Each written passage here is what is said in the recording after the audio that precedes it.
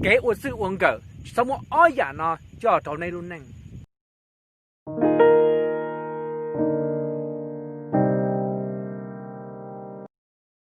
呀，第一，就长期做经过经做头屋，我来讲我是话。从我抽叫人贴叫人去塔，哎，我叫人去抄新高新记，就抄给你呢。呀，第二，就抄嘛有度最动个，就么比到绿度，绿桌绿叶。干嘛只用落在半年里？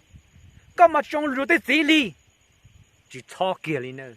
vì tiền này luôn nâng nè, giờ này lì nâng tiền tay nào dù là chỉ mới ít tuổi dùng là ít tuổi kia ta, bây giờ nhiều mua nhiều cho xe, nhiều mua nhiều luôn nâng, nhiều mua nhiều cho cái sao, nhiều mua nhiều tuổi chưa bự, nhưng chỉ dùng kia ta, yêu khó là yêu tuổi cũ, yêu uốn là yêu tuổi cũ, yêu khó là yêu tuổi最东个, yêu khó là yêu lúc chưa lúc, nhưng chỉ dùng là lúc kia này, dùng chỉ là ở lên dùng, phải chỉ là ở lên